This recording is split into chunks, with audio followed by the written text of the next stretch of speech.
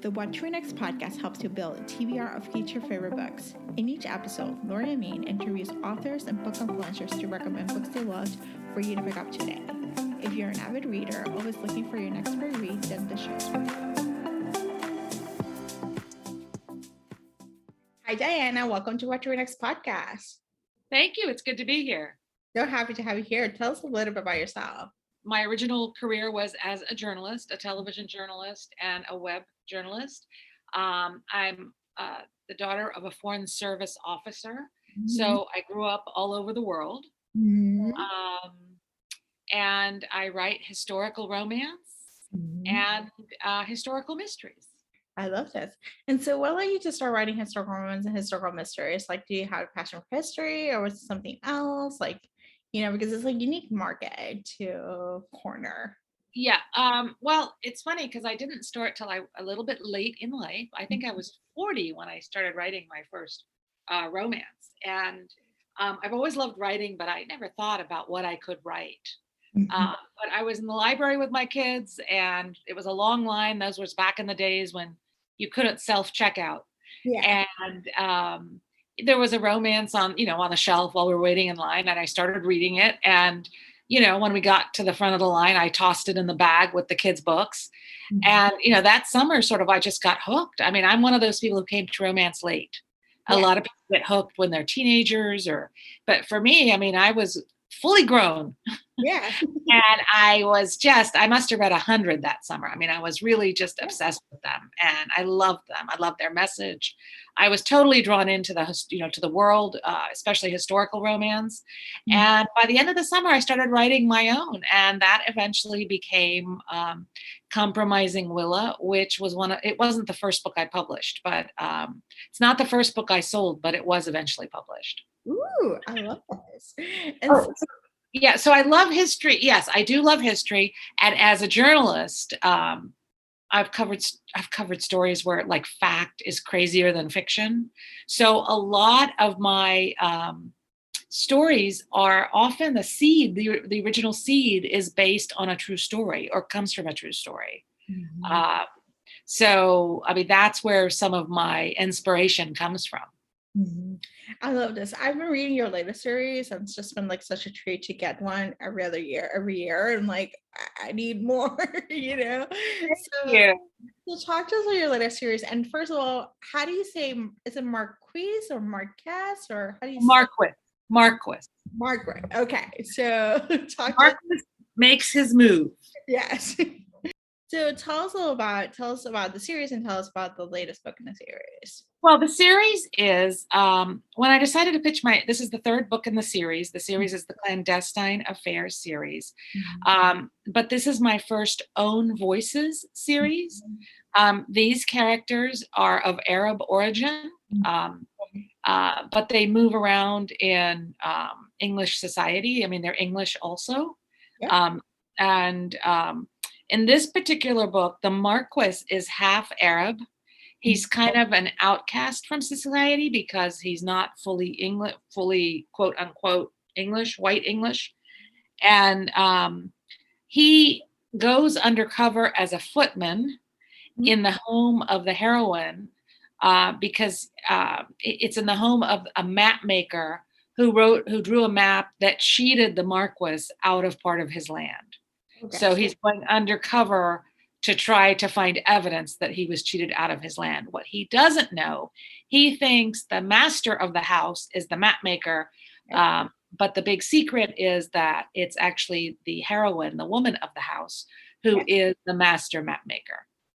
Yeah, and we get a little bit of, I got a feeling like it was very Downton Abbey because he was acting as a footman, so we had to deal with like the servants and I had so much fun with that because I wanted him, that fish out of water element. Yeah. I had so much fun with that. I actually got a couple of original sources about like how footmen should act, what they should do, what their role is. There was actually a footman who wrote his memoirs.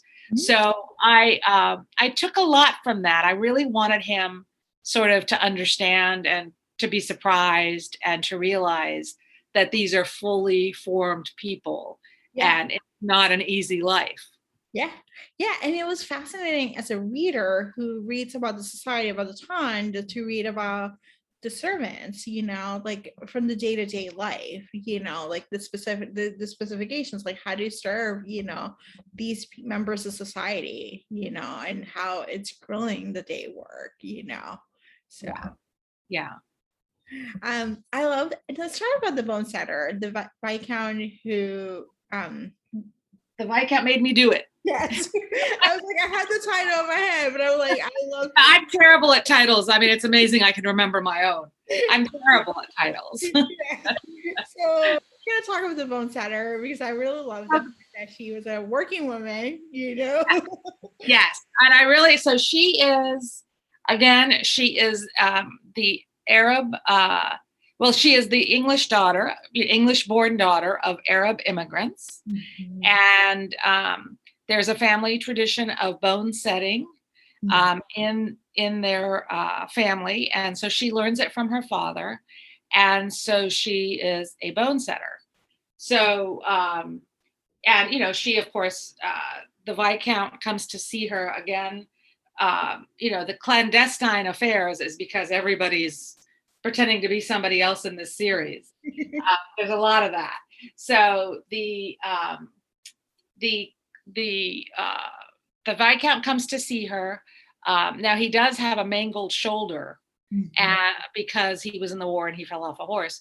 And that case I actually took out of, again, a primary source written by a bone setter and or written about bone setters and about original cases.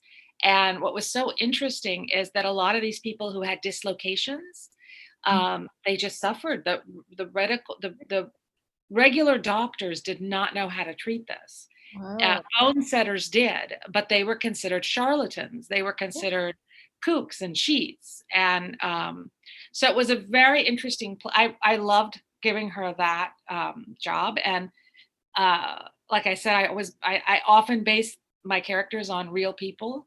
And there was actually a woman bone setter. And of course, because I wrote this book a couple of years ago, now I forget her name, but she was very well known for being a bone setter. And, she was known for, solving a curvature of the spine for a very well-known doctor in London at the time. And she was very well regarded. So, and I thought that was fascinating. I mean, that's why I gave the heroine in The Marquess Makes His Move. I had written a story, a journalistic news story, about how young American women, mostly students, were among the best map makers in early America. And the reason was they were when they were being taught, the drawing of maps was a way to sort of bring the country together and have a feeling that you were a country together because it was such a young nation. And these women did really beautiful, meticulous maps. But as happens in history, women don't often get the credit they deserve. And in this situation, a lot of the map makers, and this was in England primarily, and probably in America too, but I was researching, I moved my research to England.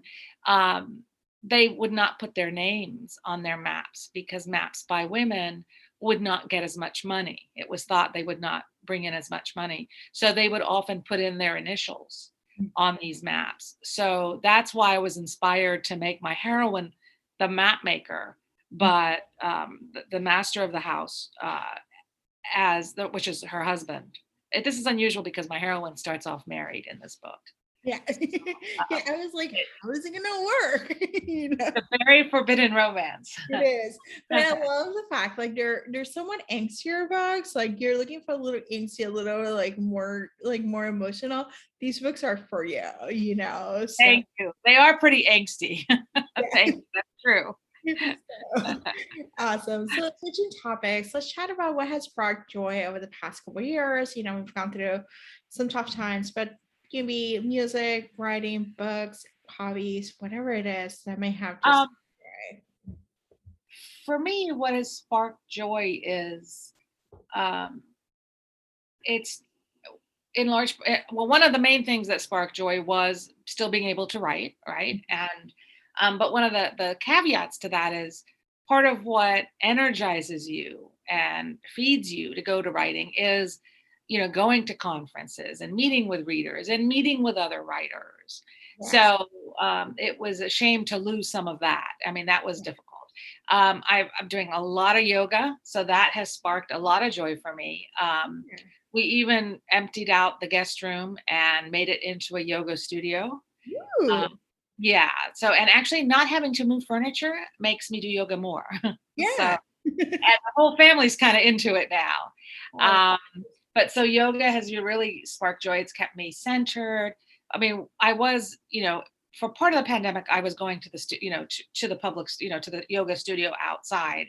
Yeah. But with Omicron and, I don't go anymore. I just do it at home. Yeah. So that, and really just a renewed appreciation for socializing with people. And my brother, we did both Christmas and Thanksgiving at his house, but outside.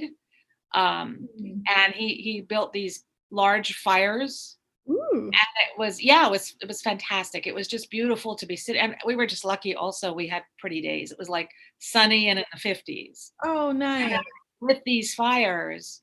And it was just a real joy to be with family, to be sitting outside on a beautiful sunny day, for everyone to be doing well, and sort of just to appreciate the fresh air. So, what sparks joy, I guess, is, seeing people, because it's a new appreciation, right, for being able to see people and to socialize with them.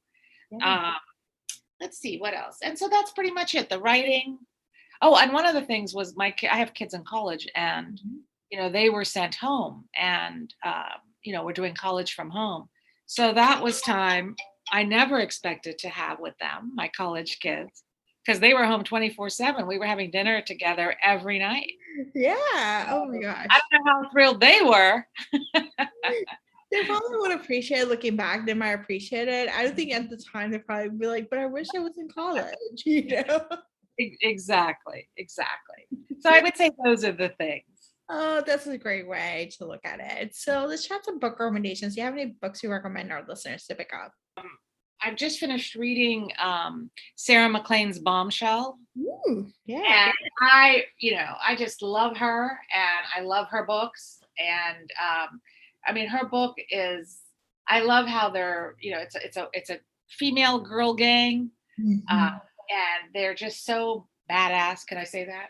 Yeah. And I just love the way she explores women and their power, and how they break down norms in society. So I'm really looking forward to the next book in the series, and I would recommend Bombshell for sure. I'm not a big mafia romance reader. I mean, mafia romance reader. Yeah. But I did read one. It was the debut by an author named Mila Finelli, Mafia Mistress. So good. Oh my God. So good. And I mean, I just started reading it, and, I would devoured it in 2 or 3 days, which is good for me because, I do have a 9-to-5 job. And then her second one has just come out, and it's called Mafia Darling. So, I mean, just really sucks you right in. So I've really enjoyed those. And also, if with this new show, Gilded Age, and speaking of, Netflix and all these things sparked a lot of joy also during the pandemic, because, there was a lot of time to sit home and watch these shows. So I am loving the new Gilded Age show on HBO. And if you're a big fan of those, read Joanna Shoup, who writes Gilded Age and does a fantastic job. So I love her books, and I am lucky enough to have it's not even an arc. It's just the manuscript. She just sent to me for her 4th book in her current series. The Duke Gets Even. So I'm going to start reading that this weekend. I'm very excited. And so if you like Gilded Age, check out Joanna's books. Yeah, I love Diana's books. They're so good. They're like, I think they're like when you get a break from, English society, just move to New York in the 1890s, I love it. I love that time period. I love what she does with it. Yeah. And yeah, so if you haven't read her, to the people out there, try it. Go do it. Yes, go do it. Awesome. Diana, tell us where you can find you online. I am on Instagram at Diana Quincy Author, Diana_Quincy_author. I'm also on Facebook. I joined TikTok last month. So if you want to see me making a fool of myself, go find me on TikTok also. Awesome. And my website, dianaquincy.com. Yay. Awesome. Thank you, Diana, for being on the show. Thank you so much. This was fun and it was quick. If you enjoyed this podcast, feel free to share with friends, subscribe, rate, and review the show. This is the easiest way to support the podcast. Today's episode's partner is Libra FM. If you're an audiobook listener, then you should add Libra FM as your go-to source for paid audiobooks. Libra FM makes it possible for you to buy audiobooks through your local bookstore. Memberships start at $14.95, and they also have great sales for romance audiobooks each month for $3.99, thanks to the Kiss Club. To sign up for Libra FM, please visit whattoreadnextblog.com/LibraFM. You will receive a free audiobook when you sign up for a monthly subscription. If you purchase a subscription through our link, you will be supporting the podcast at no cost to you. The What to Read Next podcast is part of the Frolic Podcast Network. Please visit frolic.media/podcast to discover new shows to tune in. Thank you so much for listening and have a great day.